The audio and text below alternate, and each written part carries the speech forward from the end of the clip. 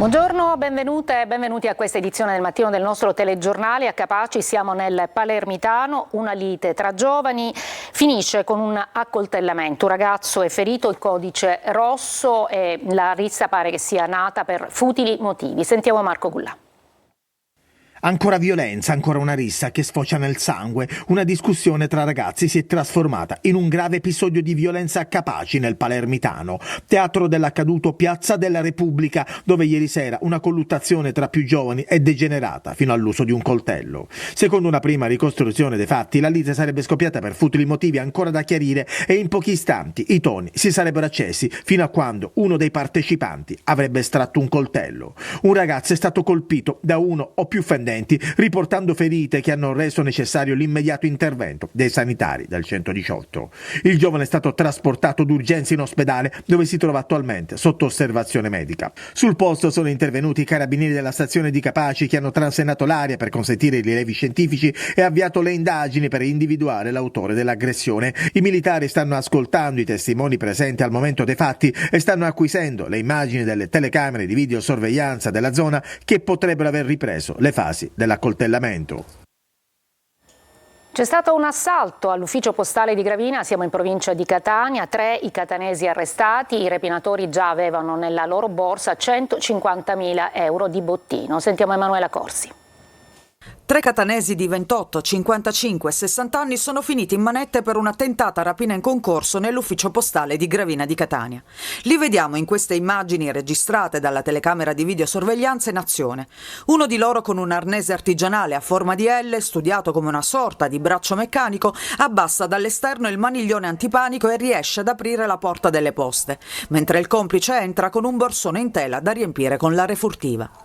Ad attirare l'attenzione degli agenti di polizia è stata un'autovettura su cui era stata apposta una targa visibilmente contraffatta. Nel frattempo, sempre gli agenti hanno visto arrivare un uomo alla guida di uno scooter, fermo con il motore acceso poco distante dall'ufficio postale. Dopo qualche minuto di attesa, il passeggero dell'auto è sceso con il volto coperto da un casco di colore bianco, portando con sé l'attrezzo in metallo a forma di L, raggiunto poi dal complice sullo scooter. Gli agenti, come vediamo, sono entrati in azione e li hanno bloccati con in mano il borsone in tela, all'interno del quale vi erano delle banconote destinate ad essere caricate per un importo pari a 150.000 euro. Fermato anche un terzo complice che era alla guida dell'auto, noleggiata per la commissione del reato, e che si era allontanato dal posto subito dopo aver fatto scendere dal veicolo uno dei ladri. Uno dei malviventi è stato trovato in possesso di una pistola a salve. Veniamo alle proteste in Iran e alla feroce repressione del regime. Fra le vittime c'è anche Yassin, che è stato uno studente della facoltà di medicina di Messina. Francesco Triolo. Una comunità sotto shock, quella degli studenti iraniani dell'Università di Messina. La notizia che uno di loro, Yasin Mirzei, ha perso la vita negli scontri legati alla repressione delle proteste popolari ha creato sconforto e rabbia. La comunità iraniana e straniera si è ritrovata all'interno della Galleria Vittorio Emanuele per un sit-in di solidarietà al popolo iraniano e per ricordare il loro compagno di studi. C'è chi ha condiviso con lui le aule e il percorso in geofisica, chi lo conosceva e lo ricorda come un ragazzo solare animato da grandi sogni e dal coraggio di credere in un futuro migliore, ma anche tanti altri studenti. La notizia della sua morte è stata data dall'Unione degli Universitari, che ha denunciato la dinamica atroce. Il giovane sarebbe stato raggiunto da ben 18 proiettili. In quanto studenti è sicuramente drammatico assistere al massacro di migliaia e migliaia di studenti nostri coetanei in Iran ogni anno. Questa è un'operazione di tipo dittatoriale da parte di un regime che vuole privare i giovani di uno dei diritti fondamentali dell'essere umano, ovvero la libera opinione. Anche l'Università di Messina ha espresso il proprio cordoglio per la morte del giovane e con una nota di vicinanza e solidarietà si è rivolto anche alla comunità studentesca iraniana dell'Ateneo, che sta vivendo ore di forte apprensione e sofferenza acuite dalla difficoltà di contattare familiari e amici in Iran. Adesso a Catania, divieto di avvicinamento per i genitori del bambino di 11 anni, lo ricorderete, che era stato picchiato con un cucchiaio di legno. A punirlo ora si è scoperto che era anche la madre, che spesso lo chiudeva nello sgabuzzino per punizione. Sentiamo. Emergono nuovi raccapriccianti particolari della vicenda ripresa in un video postato sui social che ha visto come protagonista un ragazzino di 11 anni picchiato selvaggiamente dal padre a Catania. Il GIP Luigi Barone, lo stesso che qualche giorno fa non aveva convalidato il fermo dell'uomo, ha disposto il divieto di avvicinamento per entrambi i genitori che adesso sono indagati per maltrattamenti aggravati in concorso. Il video dell'aggressione postato dalla vittima il 3 gennaio scorso su TikTok, utilizzando il profilo di un familiare, è diventato virale, ma i contorni della vicenda fino ad oggi erano rimasti poco chiari. Secondo quanto comunicato dalla procura etnea, emerge che anche la madre in più occasioni avrebbe picchiato il piccolo, sempre con un cucchiaio di legno, e che lei stessa sarebbe l'autrice del filmato da cui sono partite le indagini. L'11enne, in un primo momento, aveva dichiarato ai magistrati che a effettuare le riprese era stata la sorellina. Il video invece sarebbe stato realizzato dalla madre con lo scopo di mostrarlo al bambino a ogni disubbidienza. Dalle testimonianze, spiega in una nota il procuratore di Catania Francesco Curcio, è emerso un quadro indiziario di sistematica sottoposizione del minore a maltrattamenti da parte di entrambi i genitori, anche per banali monellerie, come essere salito su un banco di scuola o aver fatto piangere le sorelline. Analogamente sarebbero emersi rimproveri e schiaffi ai danni delle 3 figlie della coppia di 8, 7 e 4 anni. La procura e il tribunale per i minorenni di Catania hanno acceso un faro anche su un'altra vicenda che coinvolge questi bambini e la famiglia. Pochi giorni fa, infatti, una influencer di Catania ha postato il video di una serata, probabilmente quella dell'Epifania, in un teatro dove sul palco tra gli ospiti c'erano i 4 fratellini accompagnati dalla nonna materna, a cui sono stati momentaneamente affidati. Gli atti e i video sono arrivati al tribunale per i minorenni, che adesso potrebbe adottare nuove misure rispetto a quelle già prese. Pagavano dai 2.000 ai 4.000 euro per avere un falso certificato medico da presentare all'INPS per ottenere l'invalidità o altri benefici. La Procura di Caltagirone, in provincia di Catania, ha scoperto un vero e proprio mercato di false certificazioni. 27 gli indagati, tra cui 4 medici dell'ASP di Catania, un commercialista e un sedicente avvocato. L'organizzazione forniva un servizio all inclusive, assisteva nella presentazione dell'istanza medica, preparava il richiedente a fingere la patologia e assistenza legale in caso di rigetto dell'istanza. Almeno 19 i falsi invalidi scoperti. E un'altra scoperta, questa volta macabra, allo Zen di Palermo, dove è stato trovato un pupazzetto di un frate impiccato. Gli investigatori stanno cercando di capire, anche perché in queste settimane ci sono state diverse intimidazioni proprio contro la chiesa dello Zen. Sentiamo Marco Gullà. Una macabra scoperta, probabilmente un'intimidazione. Un pupazzetto di un frate con un cappio al collo appeso al muro è stato trovato dagli agenti di polizia nel quartiere Zen a Palermo. La strada non dista molto dalla chiesa di San Filippo Neri allo Zen 2, contro la quale a Capodanno sono stati esplosi alcuni colpi di fucile e pistola finiti sul portone in lamiera e sul quadro elettrico, alcuni conficcati sul muro. Il parroco della chiesa, Giovanni Giannalia, è un frate missionario e sono infatti in corso indagini per stabilire se ci sia qualche collegamento con la scoperta del pupazzetto. Gli investigatori della squadra mobile e del commissariato San Lorenzo sono risaliti a un piccolo pregiudicato che abita allo Zen. Ha raccontato di aver trovato per strada il pupazzetto parecchi giorni fa e di averlo appeso al muro senza un motivo, escludendo ogni riferimento al parroco, ma le indagini proseguono. Intanto dallo Zen emerge una nuova ombra: l'acqua che si consuma nel quartiere non è mai stata pagata all'AMAP. La rete che la distribuisce non appartiene all'azienda Acquedotto, ma è in mano alla mafia. Il danno ammonta a circa 5 milioni di euro. Cosa Nostra, con un investimento di oltre 100.000 euro, avrebbe generato l'affare dell'acqua sotto i padiglioni dello Zen 2, realizzando una rete idrica abusiva capace di rifornire l'intero quartiere e tagliare fuori l'AMAP. Allacci clandestini, gestione autonoma, riflesso di un quartiere icona del degrado. E in Sicilia, con l'abbassarsi delle temperature, molte scuole sono al freddo. Siamo stati a Siracusa, in un liceo dove i giovani e gli studenti hanno occupato le aule e hanno trascorso la notte all'interno dell'istituto. Francesco Aloi. La coperta è necessaria più dello zaino in questo momento. Sì, assolutamente. A scuola con le coperte per sfidare il freddo. Benvenuti al liceo Corbino di Siracusa. I termosifoni non funzionano e fare lezione diventa impossibile. Per questo è occupazione. La sede centrale è da 3 anni ormai che ci viene detto che c'è questa caldaia malfunzionante, alcuni ci dicono che è rotta. un freddo che non si può stare, infatti siamo da giorni con le coperte. In aula non c'è nessuno, sono tutti nei corridoi. Ci si muove per scaldarsi un po', ma adesso l'obiettivo è uno: fare arrivare la voce degli studenti al libero consorzio. Il problema è dovuto da una parte alla mancanza di fondi. Il libero consorzio vive infatti una situazione economico-finanziaria un po' particolare, e dall'altra anche la vetustà, insomma, degli impianti. Eccoli i termometri che i ragazzi hanno portato in classe.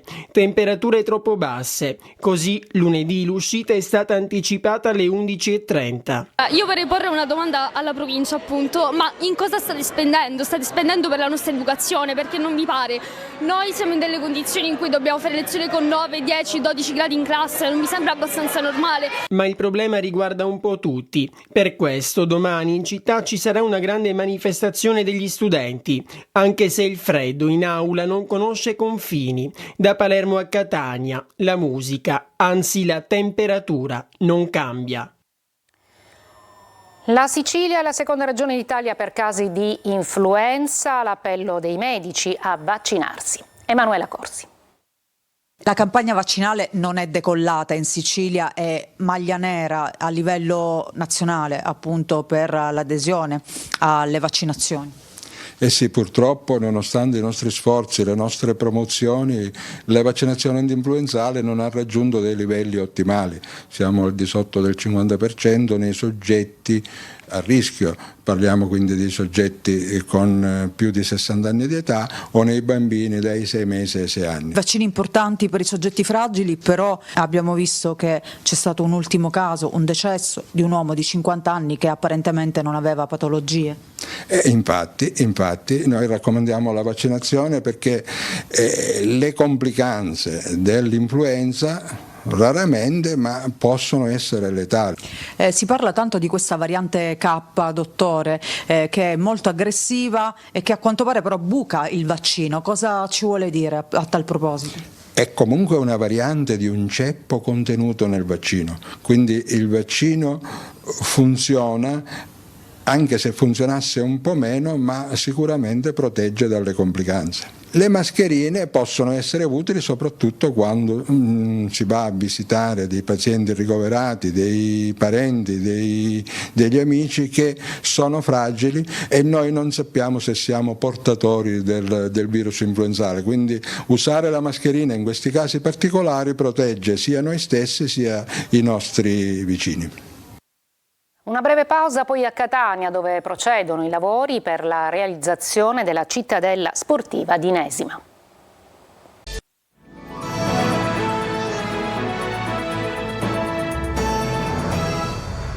A Catania procedono i lavori per la realizzazione della cittadella sportiva di Inesima, fra un anno la consegna del Palasport. Tonino De Mana. L'accelerazione è di quelle importanti ed entro il 31 dicembre 2026 Catania potrà contare su un polo sportivo di valore assoluto che servirà da volano per rilanciare il quartiere di Inesima. Fiore all'occhiello sarà il Palasport da 4.500 posti, progettato per le Universiadi del 97, abbandonato, vandalizzato e depredato di tutto, tranne delle pareti perimetrali. Lo sguardo del sindaco trentino si perde nella struttura, quasi respira l'aria del grande evento. Noi non dico che pensiamo di portare i grandi tennis, però già riuscire a portare qualche partita di tennis, qualche torneo eventualmente al coperto, così come area eventi per concerti, nello stesso tempo diventerebbe anche uno strumento per avere un'alternativa per il nostro calcio a 5, per la pallavolo, per il basket. Per quasi 30 anni il Palanesima è stato simbolo delle opere incompiute. Oggi il cantiere mostra avanzati segni di rinascita. Stiamo andando avanti, stiamo con una certa alacrità, per fortuna tutto sta procedendo nel rispetto del cronoprogramma, anzi con qualche giorno di anticipo rispetto a quanto previsto. Dobbiamo semplicemente modulare alcuni piccoli accorgimenti. La cittadella sportiva comprende anche campi di calcio e calcetto, piscina, arrampicata, skate park, pista ciclabile ed un grande parcheggio scambiatore. Si è conclusa l'eruzione sull'Etna che era iniziata il 24 dicembre con attività stromboliana, fontane di lava e più colate dirette nella valle del Vove. Lo rende noto l'Istituto Nazionale di Geofisica e Vulcanologia di Catania. All'allerta per l'aviazione il Vona è tornato verde. L'aeroporto è comunque rimasto sempre operativo. La strada provinciale Mare Neve è stata riaperta al transito. Adesso ci occupiamo dello sciopero dei tassisti per rivendicare un reddito dignitoso e contro la concorrenza sleale. Tonino De Mana.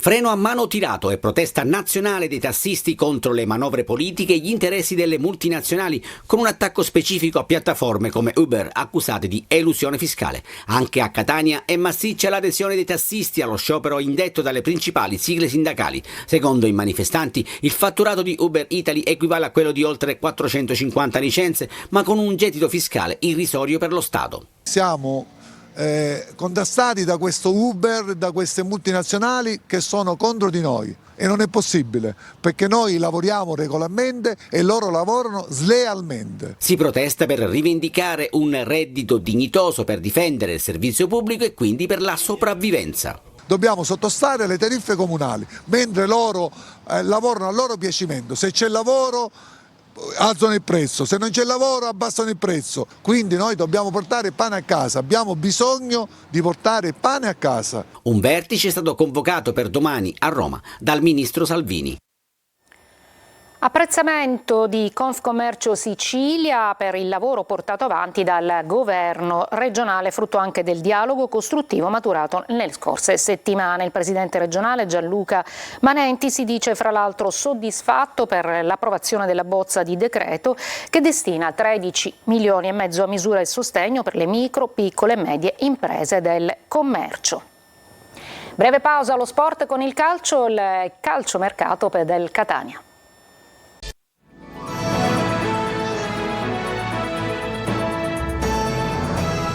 Eccoci al calcio. In vista della trasferta del Monopoli, il Catania punta l'attenzione al calciomercato e così proprio la squadra è pronta ad ufficializzare l'ingaggio del difensore Mirko Miceli e spinte per il centrocampista Giabua, movimento anche in uscita. Francesco Triolo.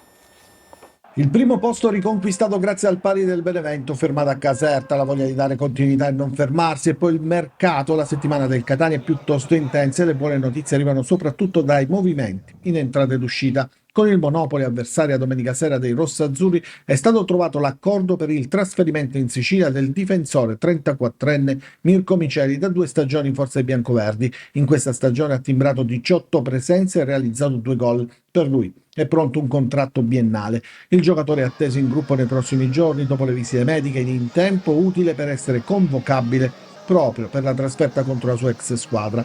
Un colpo annunciato e che rappresenta un importante puntello per la difesa, per quello che lo scorso anno è stato premiato dalla Lega Pro come miglior difensore centrale del campionato. Movimenti anche in uscita. Gregorio Luperini, fuori organico da inizio stagione, è stato già ceduto in prestito al Livorno. Adesso tocca a Matteo Stoppa salutare per lui prestito secco alla San Benedettese, liberando così un posto negli slot dei 23 che potrebbe essere riempito da Emmanuel Giabua, 24enne dell'Atalanta in prestito all'Avellino. Il Catania ha presentato un'offerta per l'acquisto a titolo definitivo, ma non ancora ritenuta soddisfacente, e si attende quindi un eventuale rilancio. Ma i rossazzurri hanno pronta anche un'alternativa, rappresentata da un centrocampista attualmente tesserato per un'altra società di Serie C, dalla quale sta provando a fare la rescissione. E sono partiti anche i colloqui per i rinnovi dei contratti di Beders e Jimenez, mentre Cicerelli è rientrato in città dopo l'operazione a Villa Stewart e proseguirà la terapia di riabilitazione sotto l'occhio attento dello staff medico rossazzurro. Per la partita di Monopoli sono da verificare le condizioni di Lunetta e di Gherardi, che ha ripreso ad allenarsi. È tutto per questa edizione, la prossima lo ricordo alle 14. Grazie per l'ascolto e buona giornata.